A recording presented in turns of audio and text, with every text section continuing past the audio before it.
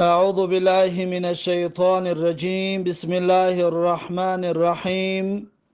الحمد لله، الصلاة والسلام على رسول الله، ثم أما بعد. السلام عليكم ورحمة الله وبركاته.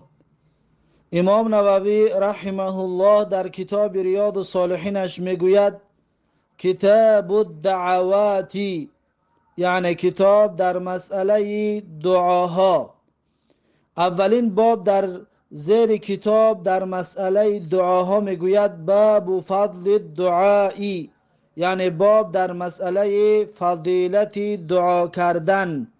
پس ما و شما از این باب چند حدیث هایش را گرفتیم و درس امروزه‌مان از زیر حدیث 1479 کتاب ریاض الصالحین شروع خواهد شد.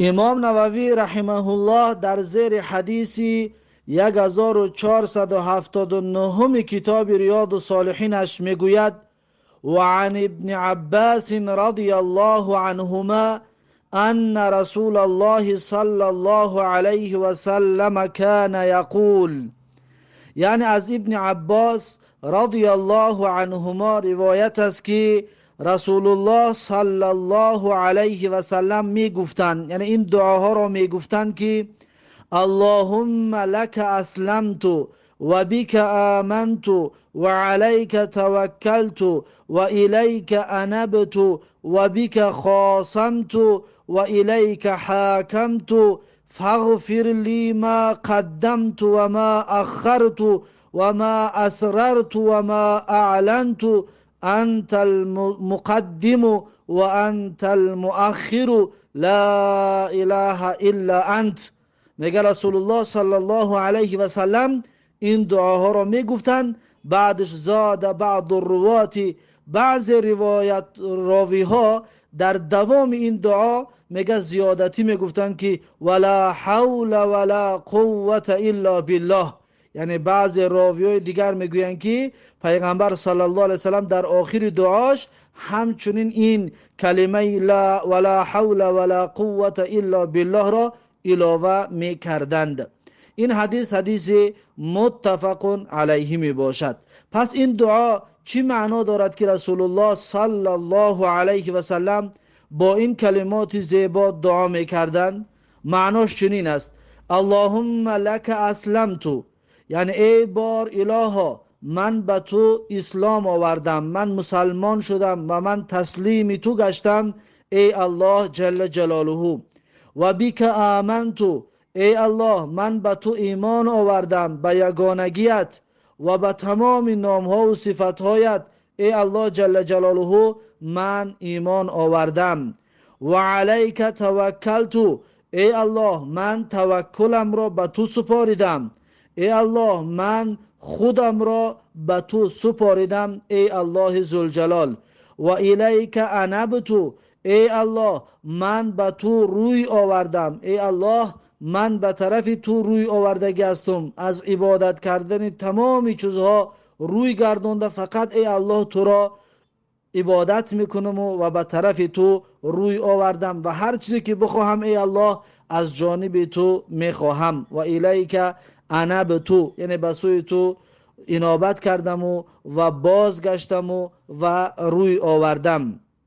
و بیک خاصمت، ای الله و من فقط و فقط با تو با دشمنانت مبارزه میبرم. مخاصمه وقتی که یعنی که هر کسی که با تو دشمن است ای الله من هم اون رو دشمن خود میدانم. و بیک خاصمت، یعنی با تو ای الله جل جلاله با دشمنانت مبارزه بردم، یعنی که کسی که دشمن الله است پس دشمن ما مسلمان ها می باشد.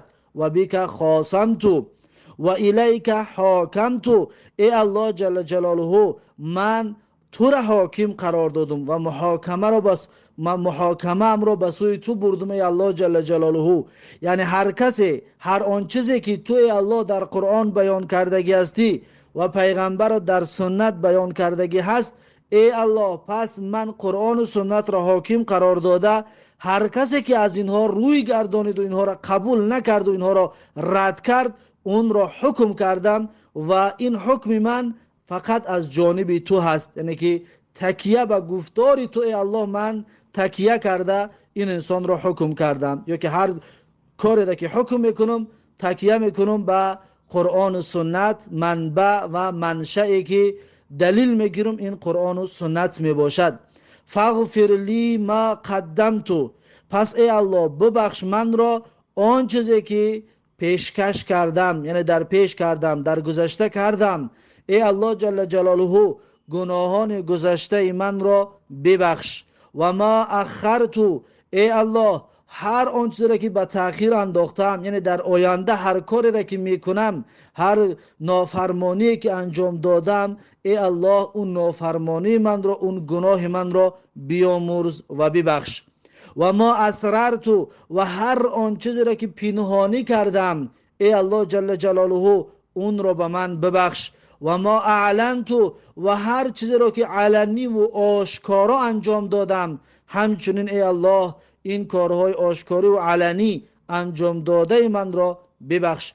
انت المقدم، ای الله تو تقدیم کننده هستی، تو پیش برنده هستی و به کارهای خوب بنده را پیش میکنی. پس ای الله مرا توفیق بده که به عملهای خوب چنگ بزنم.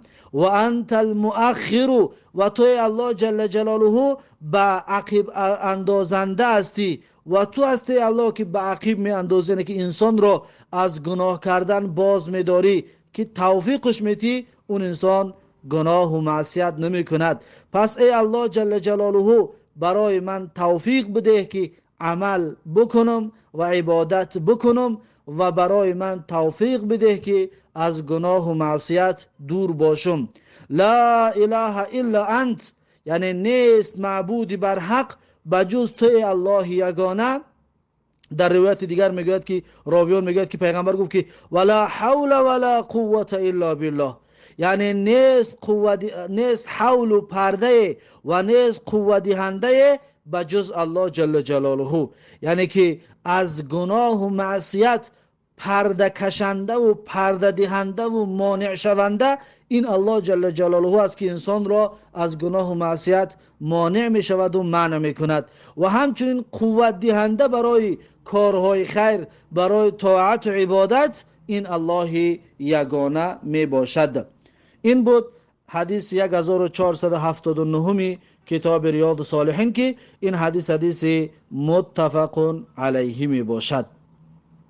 بعد از این امام نووی رحمه الله حدیث 1480 کتاب ریاض الصالحین رو می آورد.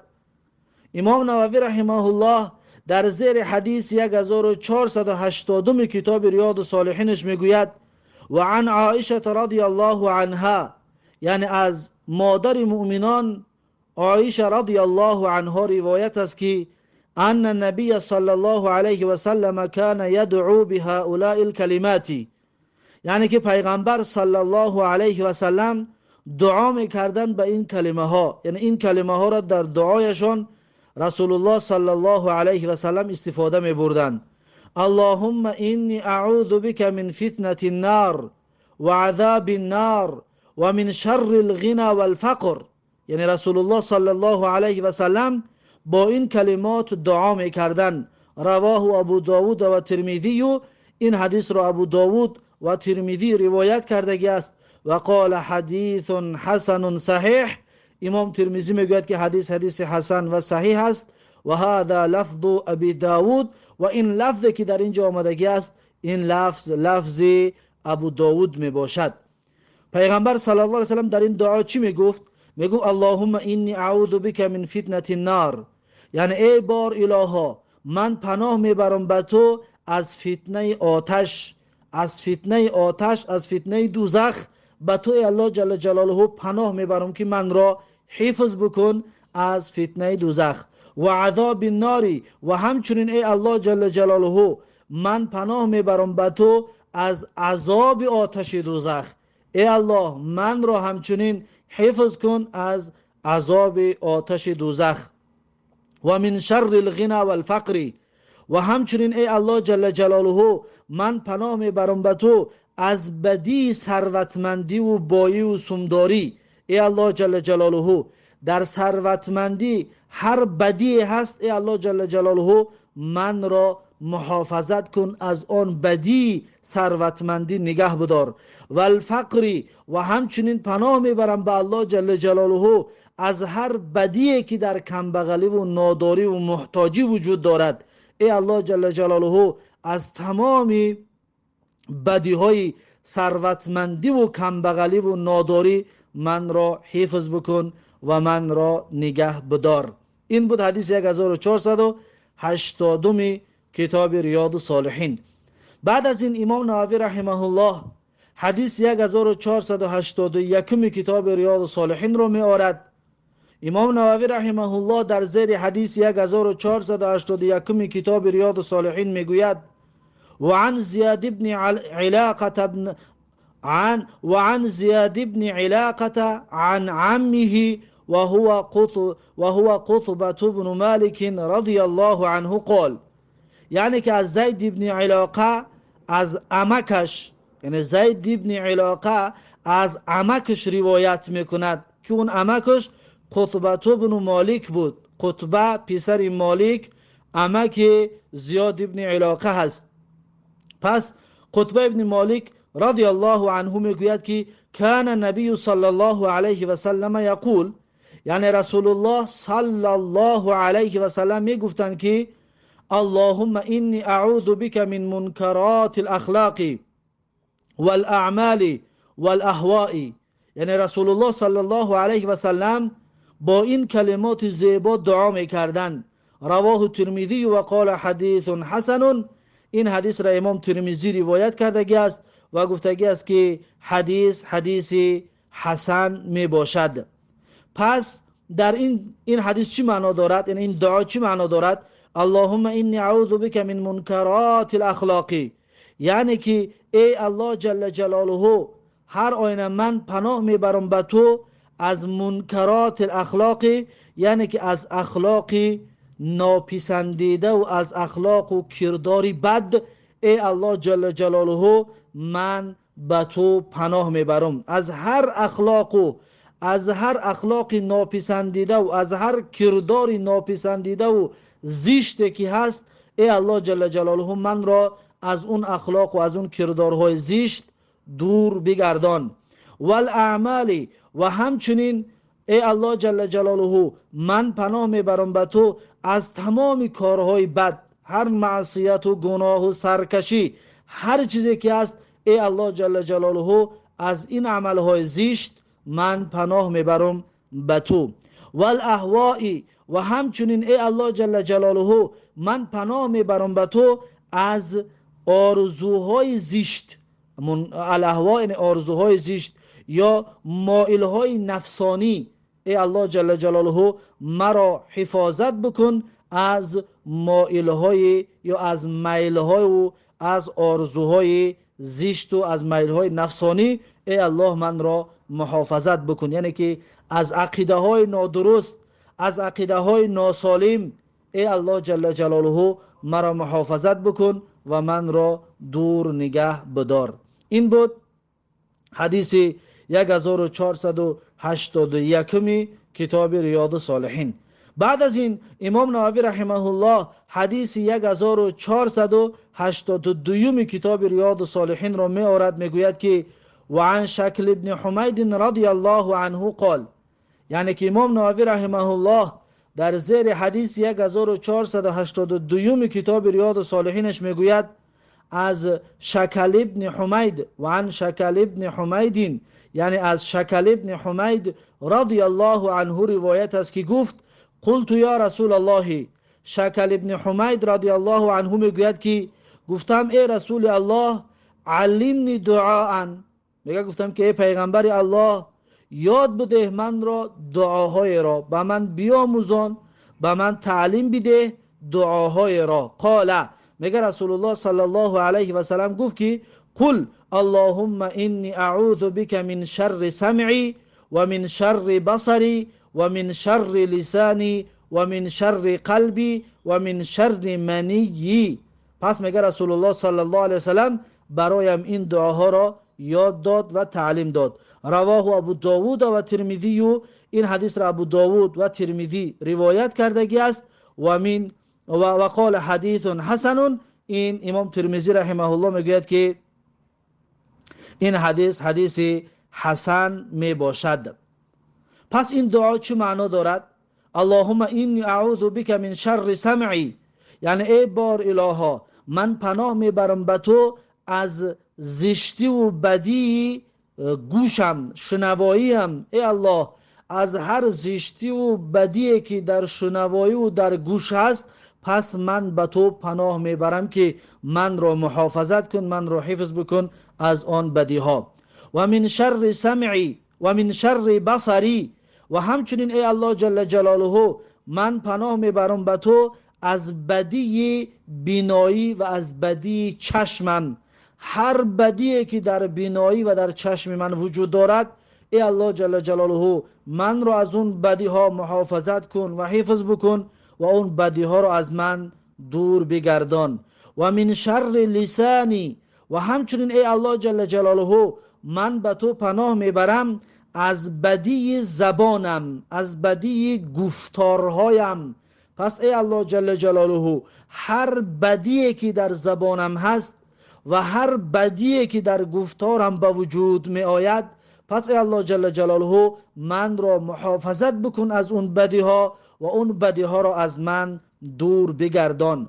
و من شر قلبی، و همچنین ای الله جل جلاله من پناه میبرم به تو از بدی قلبم. ای الله جل جلاله مرا از بدی قلبم نگه بدار و محافظت بکن و دور بگردان. و من شر منی، و ای الله جل جلاله من همچنین پناه میبرم به تو از بدی شرمگاهم.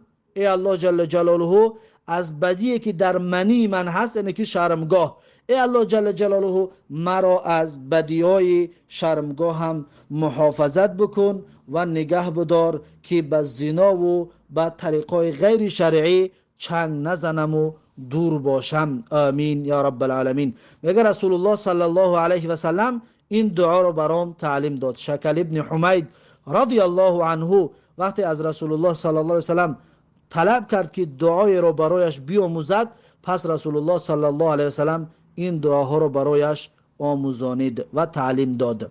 این بود حدیث 1482 کتاب ریاض الصالحین.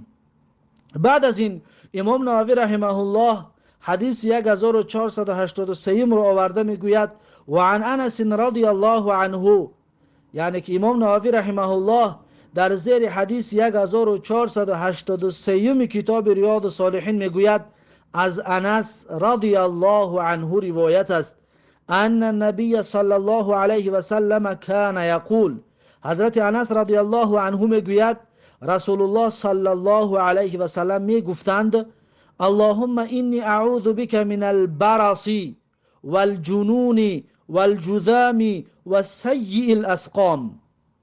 رسول الله صلی الله علیه و سلم این دعا را میگفتند. رواه ابو داوود به اسناد صحیح. این دعا را، این حدیث را ابو داوود با سند صحیح روایت کردگی هست. پس این دعا چی معنا دارد؟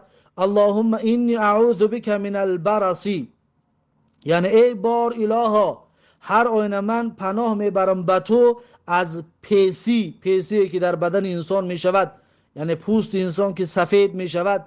پس ای الله جل جلاله از این پیسی من به تو پناه میبرم که من را از پیسی دور بگردان و بدنم را پیس نگردان.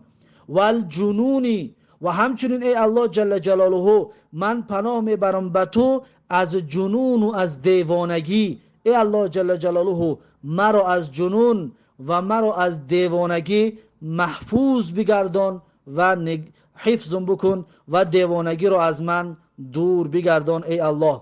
والجذامی، و همچنین ای الله جل جلاله من پناه میبرم به تو از جذام.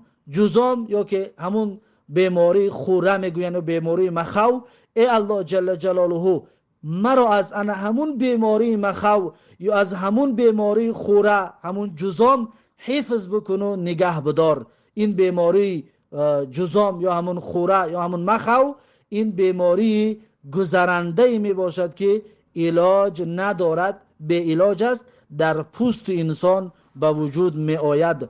پس ای الله جل جلاله من رو از این بیماری جذام نگه بدار، حفظ بکن و دور بگردان بیماری جذام رو از من یا رب العالمین. و سیء الاسقامی، و همچنین ای الله جل جلاله از بدی های بیماری ها، از سختی های بیماری ها مرا حفظ بکن، مرا نگه بدار. هر بدی که در بیماری ها باشد پس اون بیماری ها را از من دور بگردان. هر سختی هایی که در بیماری ها با وجود می آید پس ای الله جل جلاله اون بیمار رو از من دور بگردان. آمین یا رب العالمین. رسول الله صلی الله علیه و سلم این دعاها را می گفتند. این بود حدیث 1483 کتاب ریاض الصالحین. بعد از این امام نووی رحمه الله حدیث 1484 کتاب ریاض الصالحین را آورده میگوید و عن ابی هریره رضی الله عنه قال. امام نووی رحمه الله در زیر حدیث 1484 کتاب ریاض الصالحینش میگوید از ابو هریره رضی الله عنه روایت است که گفت کان رسول الله صلی الله علیه و سلم یقول. ابو هریره رضی الله عنه میگوید رسول الله صلی الله علیه و سلم میگفتند، یعنی رسول الله این دعا رو میکردند، میگفتند که اللهم انی اعوذ بک من الجوع فانه بئس الضجیع و اعوذ بک من الخیانة فانها بئست البطانة. پیغمبر صلی الله علیه و سلم این دعا رو میگفتند. رواه ابو داوود به اسناد صحیح. این حدیث را ابو داوود با سند صحیح روایت کردگی هست. پس این دعا چه معنا دارد؟ پیغمبر صلی الله علیه و سلم میگفتند که اللهم انی اعوذ بک من الجوع، یعنی ای بار الها من پناه میبرم به تو از گرسنگی و از گشنگی. ای الله من را از گرسنگی و گشنگی نگه بدار و محافظت بکن. فانه بئس الضجیع، پس هر آینه همین گرسنگی بدترین هم بیستر است، بدترین ضجیع می باشد که در بر انسان، یعنی همراه انسان است، بدترین هم بیستر، بدترین امره انسان این گشنگی می باشد. پس ای الله جل جلاله من از این بدترین هم بیستر که گشنگی است به تو پناه میبرم که من رو از این حفظ بکنی. و اعوذ بک من الخیانة، و همچنین ای الله جل جلاله من پناه میبرم به تو از خیانت کردن. خیانت عمل زشتی است که پیغمبر میگوید فانها بئست البطانة.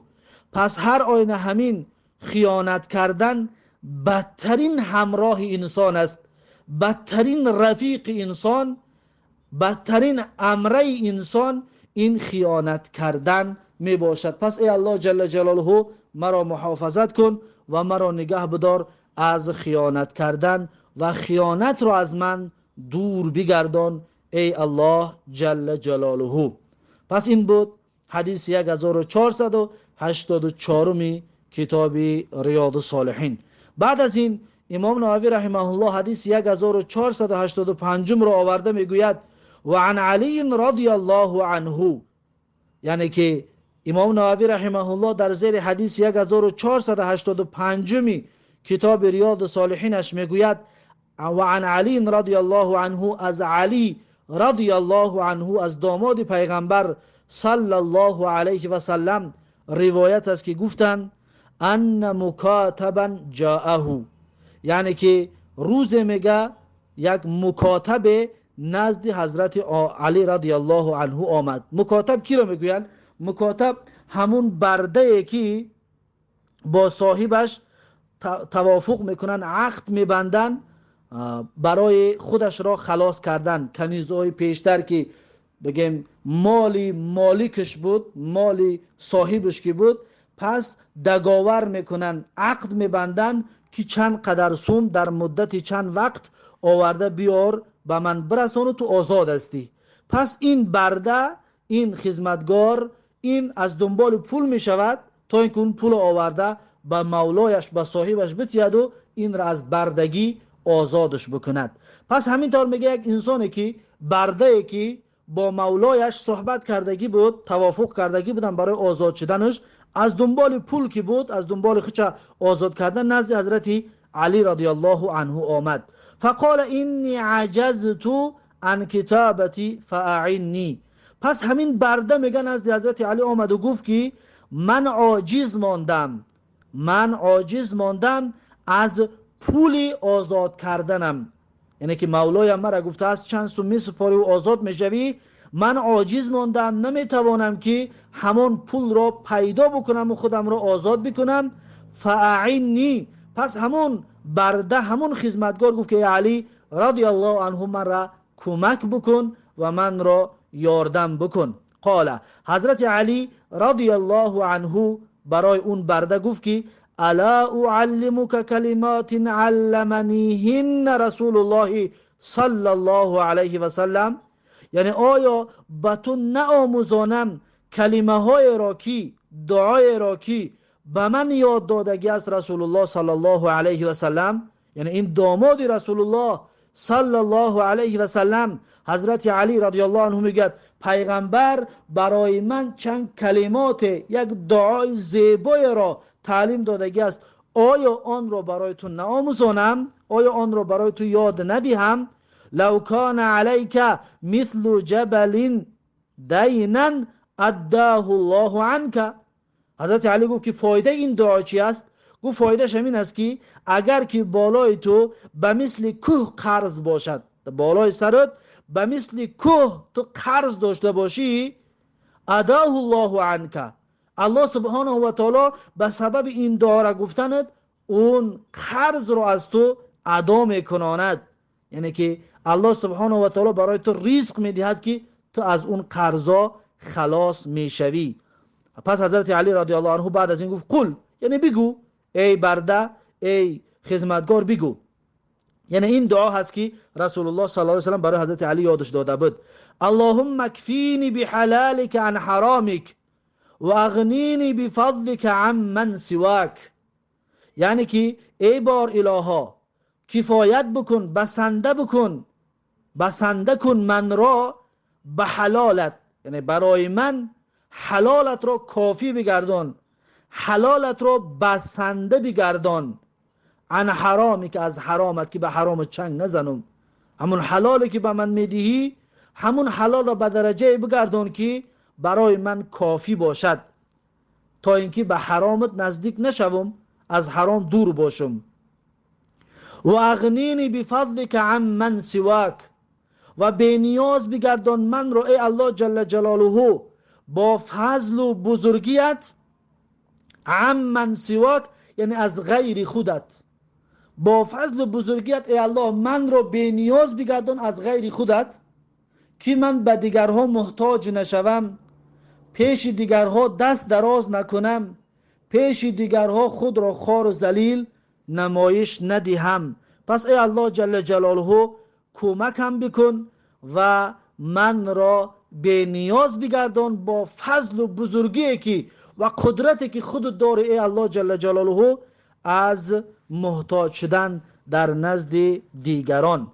پس حضرت علی رضی الله عنه برای اون غلام یاد داد و تعلیم داد که این دعاها را بگو، این فایدت میکند، با سبب این از اون قرضت، یعنی که اون سومی که برای مولایت باید بدهی پیدا خواهی کرد و آن را با کمک الله خواهی ادا کرد. رواه ترمذی، این حدیث را ترمذی روایت کرده است و قال حدیث حسن. امام ترمذی رحمه الله میگه که این حدیث حسن می باشد. پس این بود حدیث 1485 کتاب ریاض الصالحین. بعد از این حدیث 1486 کتاب ریاض الصالحین هست. این حدیث 1486 کتاب ریاض الصالحین را درس آینده خواهیم گرفت. پس درس امروزه را در همین جا به پایان میرسانم و در آخر میخواهم باز هم تأکید کنم که این دعاهای مختصر و مفید و جامع الکلم را حفظ بکنید و از یاد بکنید، در دعاها و در زندگی و در روزگارتان استفاده برید. با کمک الله جل جلاله این دعاها قبول گشته و شما از مشکلات و از سختی ها خلاص و از بیماری ها خلاص خواهید گشت. پس این هست توصیه برادرانه. بارک الله فیکم و جزاکم الله خیرا و السلام علیکم و رحمت الله و برکاته.